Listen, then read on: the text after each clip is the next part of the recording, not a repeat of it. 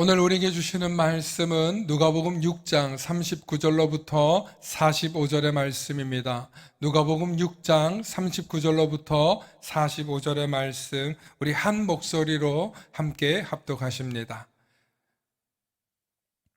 함께 합독하십니다. 또 비유로 말씀하시되 맹인이 맹인을 인도할 수 있느냐? 둘이 다 구덩이에 빠지지 아니하겠느냐? 제자가 그 선생보다 높지 못하나 무릇 온전하게 된 자는 그 선생과 같으리라. 어찌하여 형제의 눈 속에 있는 티는 보고 내 눈 속에 있는 들보는 깨닫지 못하느냐? 너는 내 눈 속에 있는 들보를 보지 못하면서 어찌하여 형제에게 말하기를 형제여 나로 내 눈 속에 있는 티를 빼게 하라 할 수 있느냐? 외식하는 자여 먼저 내 눈 속에서 들보를 빼라. 그 후에야 내가 밝히 보고 형제의 눈 속에 있는 티를 빼리라. 못된 열매 맺는 좋은 나무가 없고 또 좋은 열매 맺는 못된 나무가 없느니라. 나무는 각각 그 열매로 아나니 가시나무에서 무화과를 또는 진레에서 포도를 따지 못하느니라. 선한 사람은 마음에 쌓은 선에서 선을 내고 악한 자는 그 쌓은 악에서 악을 내나니 이는 마음에 가득한 것을 입으로 말함이니라. 아멘. 오늘 말씀의 제목을 함께 따라해 주시기 바랍니다. 복음과 인간관계. 복음과 인간관계라는 제목으로 말씀의 은혜 나눌 때 하나님의 크신 은혜가 있으시기를 소망합니다. 오늘 비대면으로 예배를 드리고 계시는 우리 식구들도 있는 걸로 아는데 그곳에서도 하나님의 크신 위로가 함께 하시고 오늘 시간 말씀에도 집중하셔서 은혜가 있으시기를 축원합니다. 축원합니다. 오늘 본문은 여러분들이 한 번쯤은 들어봤을 말씀이고 무엇보다도 맹인이 맹인을 인도할 수 없다는 상식적인 이야기, 형제가 자신의 들보는 보지 못하고 남의 티끌을 빼는 이야기, 못된 열매가 좋은 열매를 맺을 수 없고 악한 마음에서 선한 것이 나오지 못한다는 이 상식적인 이야기, 이런 말씀은 굳이 교회를 다니지 않아도 누구나 알 수 있는 교훈적인 이야기이기도 합니다. 혹은 교회를 오랫동안 다녀보신 분들께서는 늘 이 말씀이 또 우리를 찔리게 하는 말씀이고 맞아, 그래 하고 고개를 끄덕이시면서 말씀을 읽으셨을 것입니다. 그런데 곰곰이 생각해보면 정말 이 말씀을 제대로 실천하고 있는가? 우리는 정말 좋은 열매를 맺기 위해 좋은 나무가 되려고 하는가? 우리가 맹인되지 않고 앞을 잘 보고 살아가려고 하는가? 악한 마음을 품지 않고 선한 마음을 품고 살아가려고 애쓰고 있는가? 오늘 이 시간 우리 스스로에게 물어본다면 아마 많은 분들이 선뜻 대답하시기 어려울 것입니다. 그런데 이 말씀을 곰곰이 묵상하다 보니까 성경이 굳이 세상에서도 다 얘기하는 도덕책 같은 이야기를 혹은 인생의 성공의 지침서 같은 이야기를 왜 넣어놨을까 하고 저는 그런 마음으로 말씀을 묵상해 보았습니다. 물론 그런 면모를 성경 속에서도 가질 수 있겠죠. 예를 들어 전도서의 말씀과 잠언의 말씀을 보면 매우 도덕적이고 윤리적이고 또 지혜롭게 할 만하며 삶의 철학과 인생의 성공을 위한 좋은 말씀들이 가득합니다. 성경은 그런 교훈들로도 가득 차 있다는 것입니다. 그런데 성경의 본질은 우리를 살리고 구원할 만한 특별한 이야기가 들어있지 않습니까?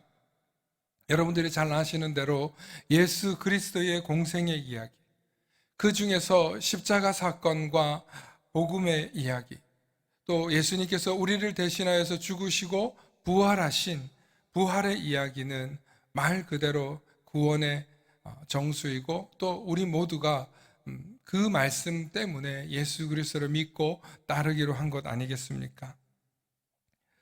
죄인된 우리를 구원할 수 있는 유일한 복음의 이야기가 성경 속에 있습니다. 그러므로 성경은 단순한 성공의 이야기도 아니고 황금률, 우리 인생의 황금률 혹은 우리 인생의 도덕경 같은 이야기만 있는 것은 아닙니다. 만일 예수님께서 정말 성공의 이야기만 하시는 분이라면 예수님을 따랐던 젊은 부자 청년에게 내 가진 모든 재산을 가난한 사람들에게 나눠주고 나를 따르라 라는 그런 소리는 하지 않으셨을 것입니다. 만일 윤리와 도덕경이라면 애굽 백성들이 가나안 땅을 정복할 때 우상 숭배하는 자들이라고 해서 그들을 전쟁으로 모조리 죽이는 그런 이야기도 기록해 놓지 않았을 것입니다. 성경을 읽다 보면 굳이 이 이야기가 왜 여기 있을까 하고 상반되는 이야기, 모순되는 이야기들도 가득 들어 있습니다. 그런데 그 모든 이야기들을 구약과 신약이라는 책으로 우리가 읽고 있으니 또 얼마나 혼란스럽겠습니까? 그래서 성경을 읽다 보면 정말 이 말씀이 굳이 필요한 건가 라는 생각을 하다가도, 그렇다면 이 말씀을 왜 성경에 기록해 놓았고 세상적으로 어디서도 들을 수 있는 이야기고 상식적인 이야기임에도 기록해 놓았을까 하는 그런 자세로 우리가 말씀을 읽어보아야 하지 않겠습니까? 예를 들면 오늘 읽은 이야기 가운데 맹인이 맹인을 인도할 수 없는 합리적인 이야기를 합니다. 그렇죠. 어떻게 앞 못 보는 사람이 똑같이 앞 못 보는 사람을 인도할 수 있겠습니까? 제자가 선생보다 낫지 못하지만 또 선생처럼 온전하게 되면 그 제자도 나중에는 선생과 같이 되리라. 상식적인 스승과 제자의 이야기를 했습니다. 또 내 눈 속에 있는 들보는 보지 못하면서 어찌 형제의 티를 빼라고 하느냐 하면서 외식하는 자가 되지 말고 내 속에 있는 들보, 내 속에 있는 잘못부터 고쳐라. 남 탓하지 말고 네 속에 있는 것부터 바라보라 라는 이야기, 교훈적인 이야기를 하죠. 또 못된 열매 맺는 좋은 나무가 없죠. 그렇죠. 사과나무에서 배가 날 수 없고 대추나무에서 딸기가 날 수 없는 것처럼 열매는 그 난 것으로 태어나게 되어 있습니다. 열매는 그 나무로부터 열매를 얻을 수 있습니다. 오늘 설교를 잘하려고 그랬더니만 입이 자꾸 꼬이네요. 네. 여러분, 또 마지막으로 선한 사람은 마음에 쌓은 선에서 선이 나오는 거예요. 마찬가지로 악한 사람은 그 쌓은 악에서 악이 튀어나온다는 거예요. 당연한 얘기 아닙니까? 마음에 가득한 것으로 우리는 나오게 되어 있어요.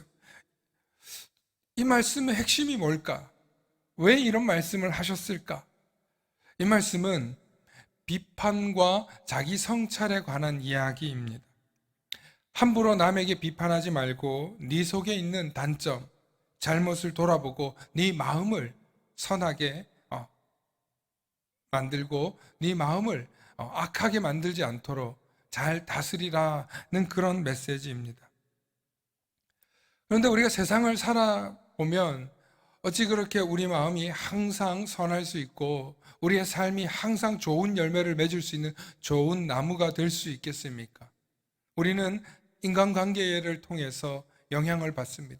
우리 주변에 놓여있는 환경과 사람들 때문에 우리는 감정이 변화되기도 하고 기쁘기도 하고 울기도 하고 웃기도 하는 그런 존재들입니다.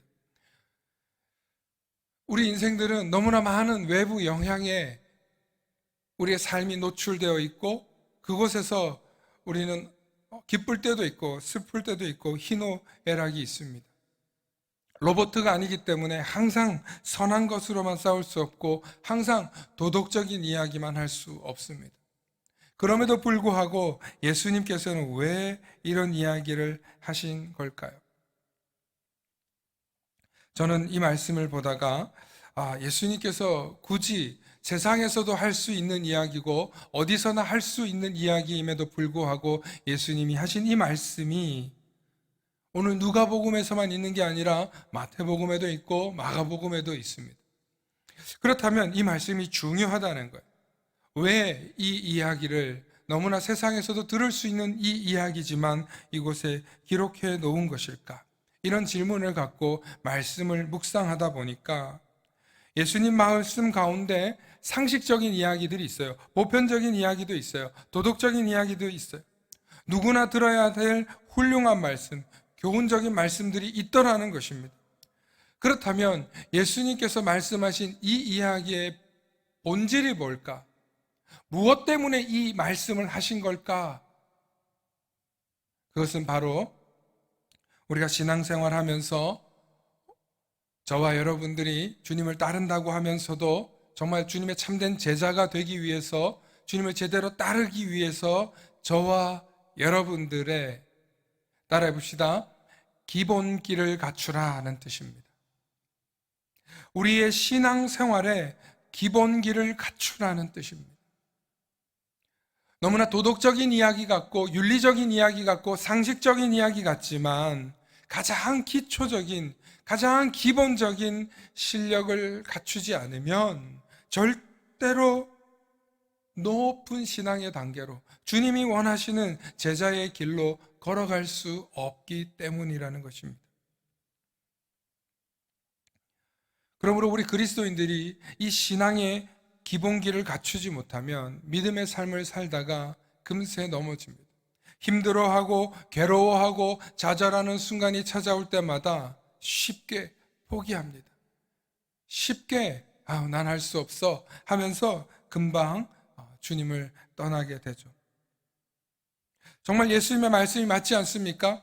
내 속에 있는 들보는 보지 못하면서 타인의 티끌을 보면서 우리는 쉽게 비판합니다.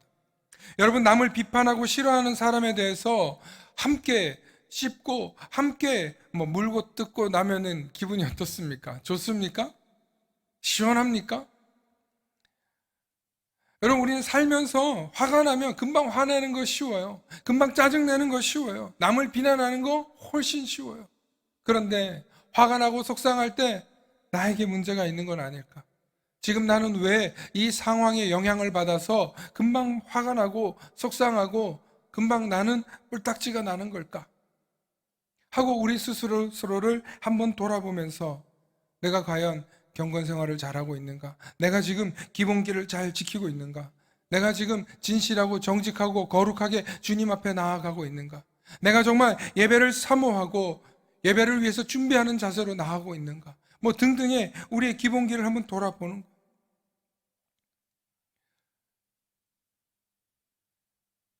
세상 사람들이 말하는 누군가를 비난하고 비판하고 하는 일은요, 우리도 똑같이 할 수 있어요.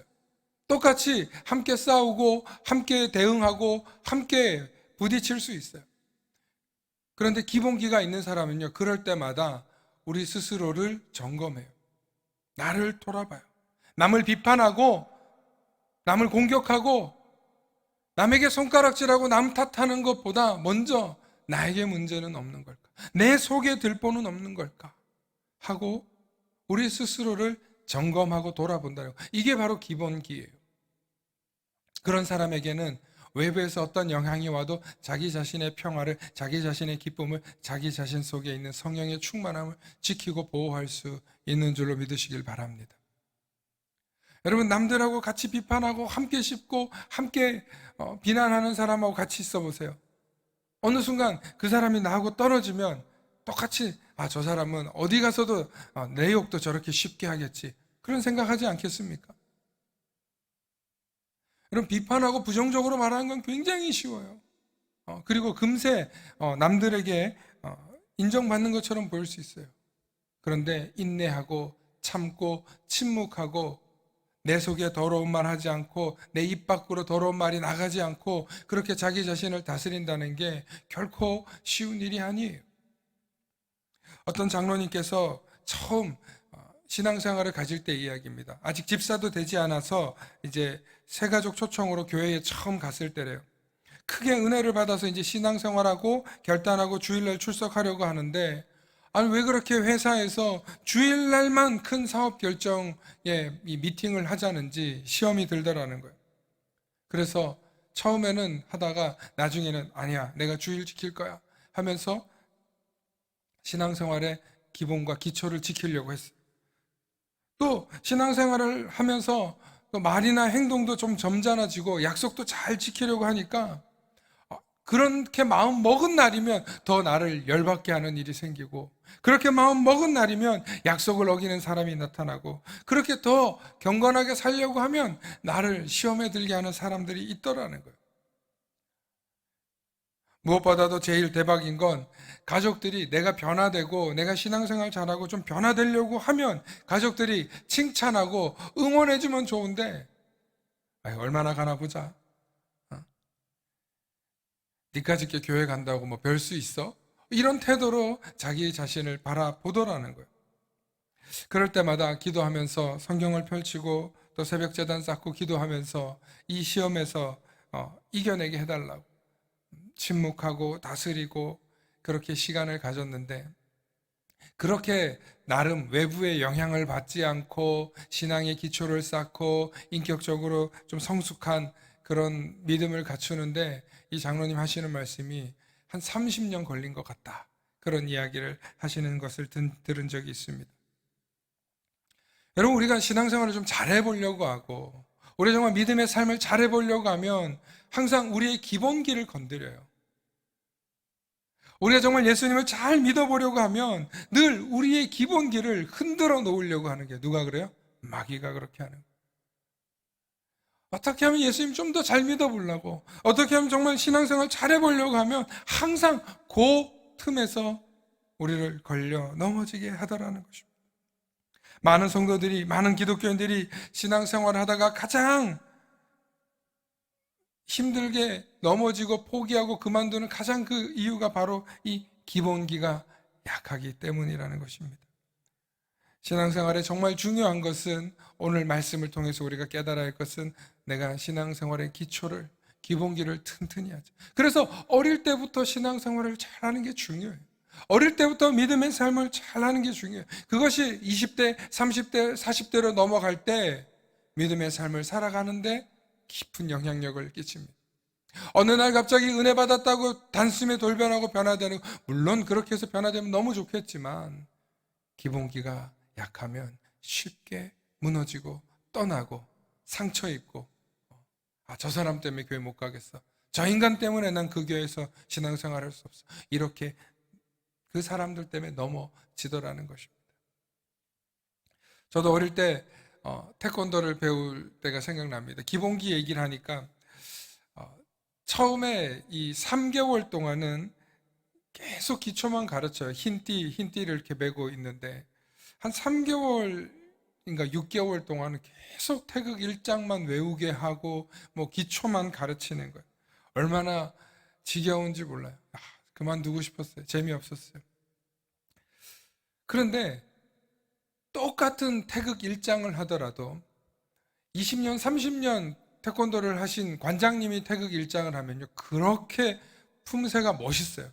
그리고 도복에서 이 날리는 뭐랄까, 기가 나가는 것 같아요. 그렇게 멋있게 해요. 똑같은 태극 1장인데도, 가장 기본 기초를 하는데도.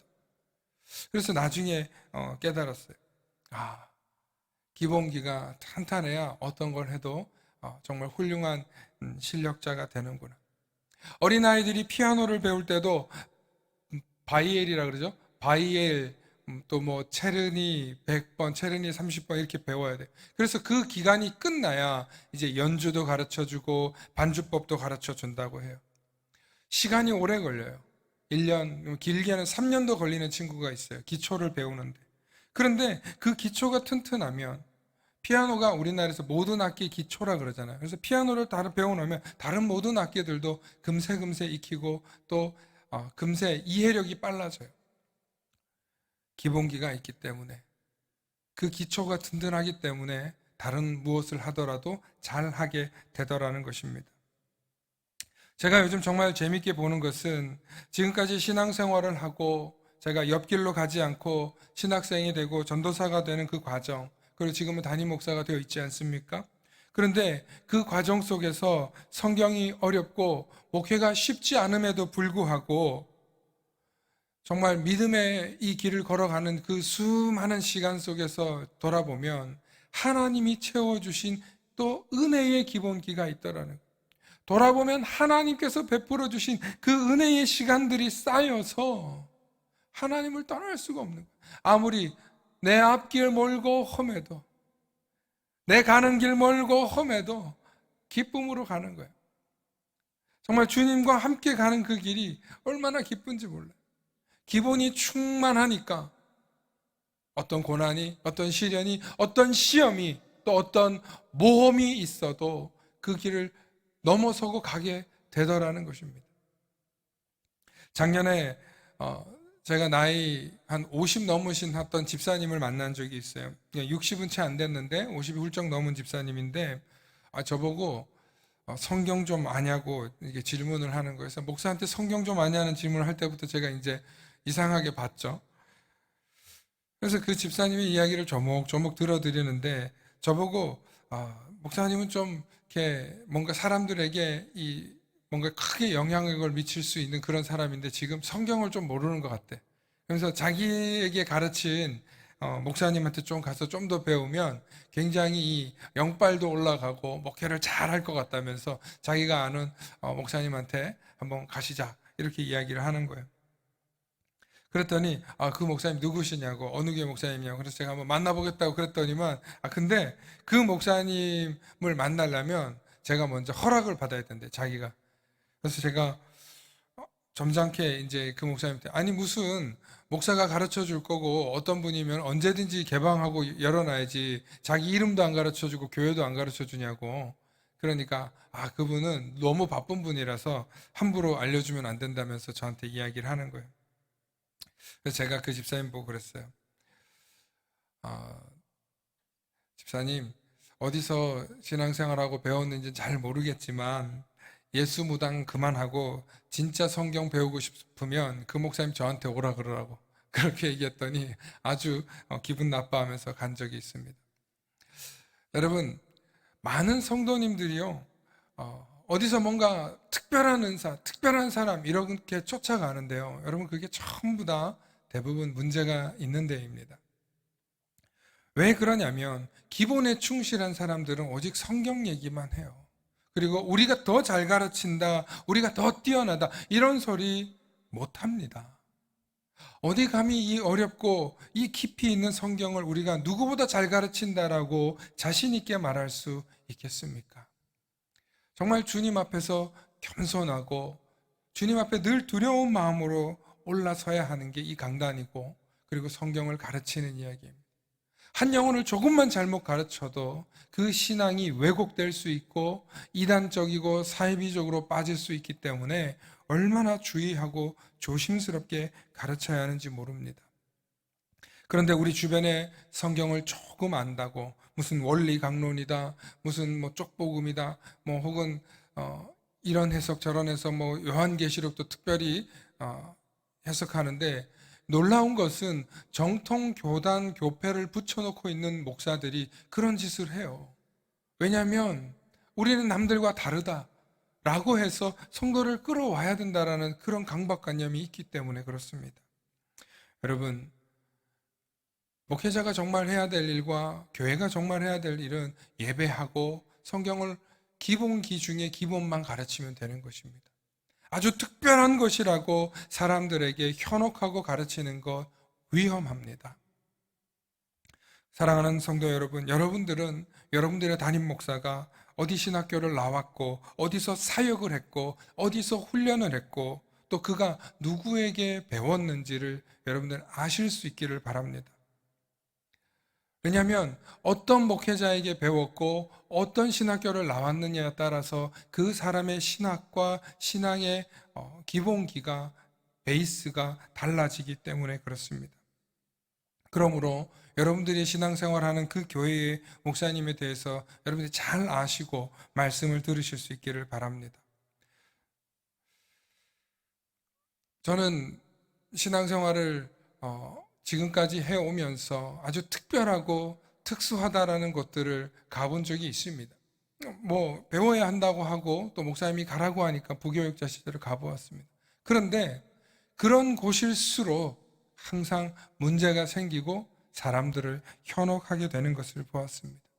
그래서 제가 늘 지금도 이제 교회가 작고 또 성도님들이 적다 보니까 또 목회자로서 또 앞으로 성장해야 되고 하니까 많은 사람들이 그런 이야기를 합니다. 어떤 이런 프로그램을 해보든지 뭐 이런 이야기를 가르치든지 라는 얘기를 듣습니다.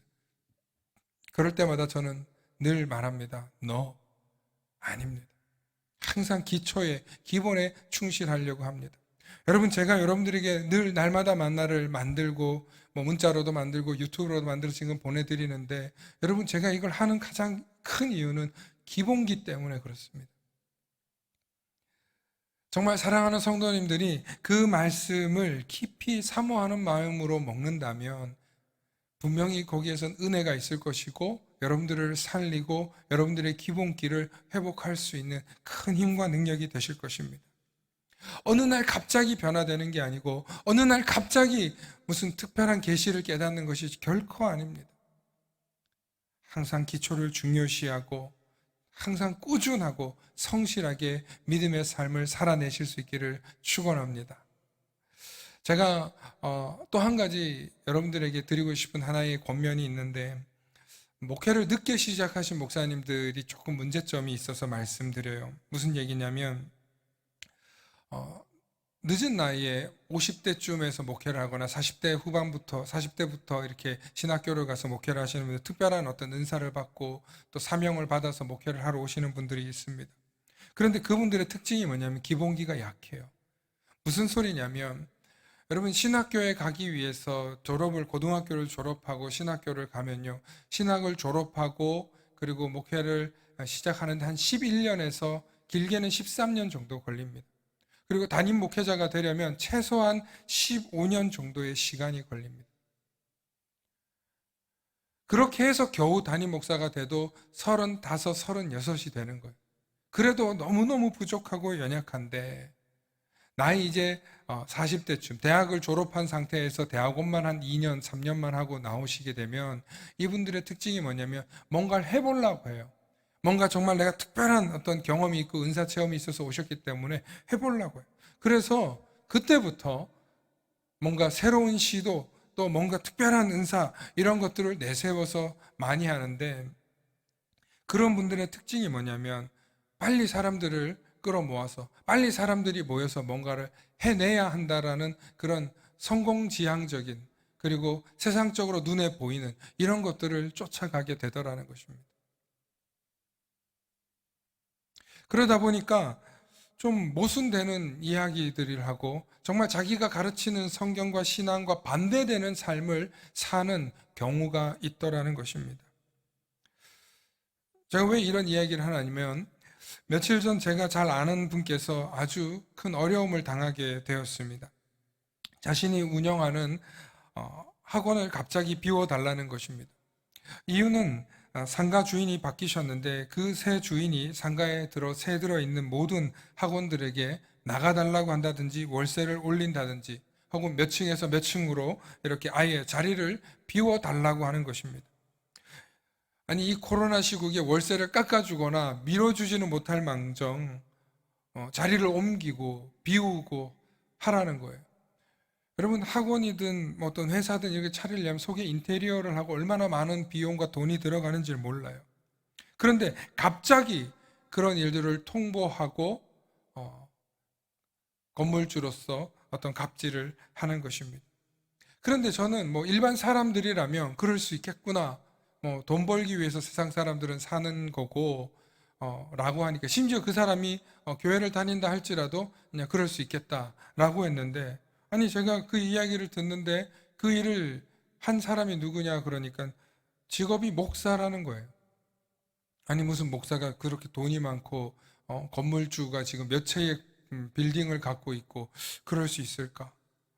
아무리 상식적으로 생각해도 목사가 그런 돈이 있을 리도 없지만 목사라고 하는 사람이 지금 악덕 건물주 행세를 하는 거예요. 이 건물 저 건물 운영하면서 사람들의 등골을 빼먹고 있다니 라는 생각이 들면서 기가 막히고 어이가 없었습니다. 사랑하는 성도 여러분, 저는 그 이야기를 듣는 순간 처음에는 야, 저게 저런 목사가 있나라는 생각을 했다가 아, 저거는 목사가 아니다. 이단이거나 사입이거나 혹은 물질을 대는 사람이 전혀 좀 문제가 있는 그런 관계의 사람들이겠구나 하는 것을 직감적으로 알게 되었습니다. 나중에 제가 제대로 알아서 여러분들에게 말씀드리겠습니다. 여러분, 어떻게 목회자가 건물주 노릇을 하고 사람들이 이 코로나 시국에 어려운데 월세를 올리고 나가라고 하고 자기 마음대로 입주시설을 바꾸고 그렇게 합니까? 심지어 그 학원 원장님이 그 목사님에게 목사님이라고 부르니까 아, 목사라고 부르지 말라고, 나 대표라고 부르라고 이렇게 했다는 것입니다. 여러분들 동의가 되십니까? 여러분들 그런 교회 목사님 밑에 가고 싶습니까? 아, 돈이 많고 또 물질이 충분하니까 그런 목사님 밑에 가서 신앙생활 배우면 뭔가 비결도 배울 수 있어서 가면 좋으시겠습니까? 여러분, 저는 이것은 우리가 오늘 한국교회의 타락한 아주 큰 일부분 중에 하나인데, 목회를 해서 늦게 배워서 하는 것이 문제가 아니라 우리 주변에 똑같은 교회라고 하고 목사라고 하지만 이단들이 너무 많고 가짜가 너무 많다는 거예요.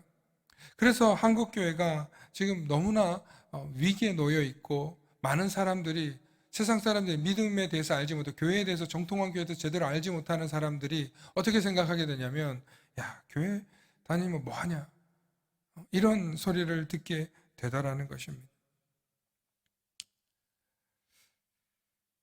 오늘 저와 여러분들이 신앙생활을 하면서 이 기본기가 되어 있지 않으면 아까와 같은 그런 짓을 하는 종교인들이, 그런 신앙생활을 하는 그리스도인들이 생겨나게 되어 있습니다. 저는 정말 여러분들이 돈이 있고 부자라면 혹은 건물주라면 여러분 그렇게 하셔야 되겠습니까? 정말 이 어렵고 힘든 시기에 여러분들도 힘들지만 더 어려운 세입자들과 월세를 내고 있는 그런 사람들에게 월세를 깎아주지는 못할 망정 월세를 더 올리고 이 자리에서 저 자리로 옮기라고 하고, 여러분 그러셔도 되겠습니까? 우리 성도님 중에 그런 분들이 없으시길 바라고 그러지 않으실 줄로 믿습니다. 여러분, 기본기가 충분히 되어 있으면 우리는 이런 어려움을 당해도 넘어지지 않을 수 있고, 기본기가 충분히 되어 있으면 또 이런 행동도 하지 않을 것입니다. 이 어려운 시기에 고통도 분담할 줄 알고 함께 그들과 손잡고 갈 줄 아는 그런 믿음의 사람이 될 줄로 믿습니다. 오늘 저와 여러분들이 신앙생활을 하다 보면 정말 억울한 일 당할 때도 있고, 사람 때문에, 인간관계 때문에 고통당하고 상처 입을 때가 있을 것입니다. 여러분, 그럴 때 기본기가 충만한 사람은 똑같이 싸우는 게 아니라 어떻게 대하냐면, 따라합시다. 하나님께서 내 원수를 갚아주시리라. 아멘. 여러분, 이건 너무나 기본적이고 기초적인 믿음입니다. 하나님은 신뢰할 수 있어야 합니다. 하나님이 나를 대신해서 갚아주실 분이라는 것을 믿어야 됩니다. 여러분, 잠언 25장 21절과 22절의 말씀 제가 읽어드리겠습니다. 내 원수가 배고파 하거든 음식을 먹이고 목말라 하거든 물을 마시게 하라. 여러분, 원수에게 배고파 하거든 음식을 먹이고 원수에게 목말라 하거든 물을 마시게 하라는 거예요. 여기서 뭐라고 하냐면, 그리하는 것은 핀 숲을 그의 머리에 놓는 것과 일반이요 여호와께서 내게 갚아주시리라. 아멘. 여러분, 비록 원수라 할지라도 최소한 인간적인 대우는 해주라는 거예요. 배고파하면 먹을 걸 주고 목말라 하면 물 마실 걸 주라는 거예요. 최소한의 인간적인 도리는 대해주라는 거예요. 그렇게 할 때 그 원수를 향해서 갚으실 것은 하나님이 갚으신다는 거예요. 신앙의 기본기가 되어 있는 사람들은 바로 이런 부분들이 다르다는 거예요. 그래도 인륜을 벗어나지 않고 인간성을 포기하지 않고 하나님 안에서 믿음의 삶을 살더라는 거예요. 좀 전에 이야기처럼 한 성도님의 회사, 학원을 건물주가 빼라고 했을 때 그 성도님이 얼마나 마음이 안타까웠겠습니까? 심지어 정말 애걸복걸하는 자세로 그 건물주에게 다가갔음에도 불구하고 No, 안 된다는 거예요. 심지어 월세를 올리라는 거예요. 얼마나 원통하고 애통이 있겠습니까? 이 코로나 시국에 말입니다. 더군다나 그런 사람이 어떤 교회에 목사라고 하니까 정말 피도 눈물도 없는 인간이 어떻게 목사이겠습니까? 많은 더 충격받았겠죠. 그래서 제가 그분을 만나서 이렇게 말했어요. 그 사람은 목사가 아니다. 사입이거나 이단이다. 목사라고 생각하지 말아라. 그 말을 듣는 순간 큰 위로가 되었다고 합니다. 하나님은 반드시 그의 삶을 뒤집어 놓을 것입니다. 정말 그 사람이 하나님을 팔아먹고 목사 행세를 한다면 하나님이 그 사람을 갚아 놓으실 것입니다. 지금 당장은 너무나도 안타깝고 굴욕적이고 굴복적이고 패배하는 순간이 있는 것처럼 보이지만 하나님이 갚아주실 줄로 믿으시길 축원합니다. 이것이 신앙의 기본기가 있는 사람이 해야 할 일이고 앞으로 나아가면서 살 신앙의 자세입니다.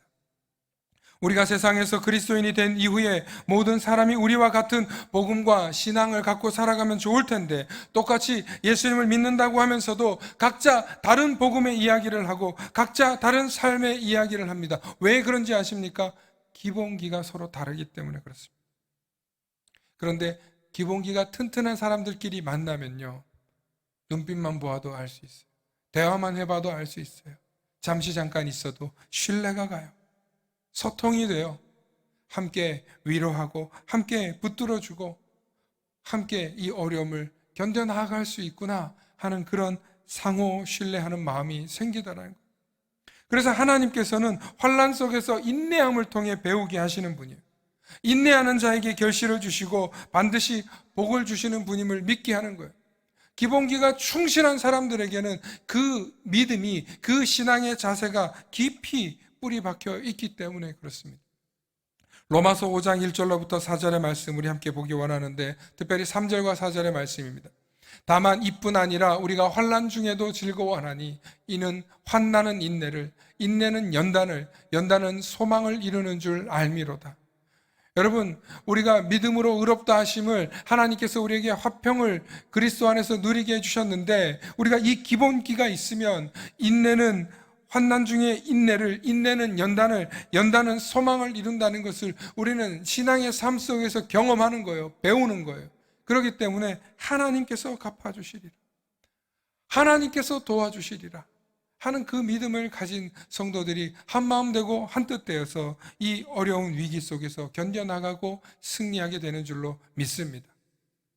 특별히 이 코로나 시기에 한국교회의 기본기를 확인시켜 준다는 것을 저는 요즘 많이 느낍니다.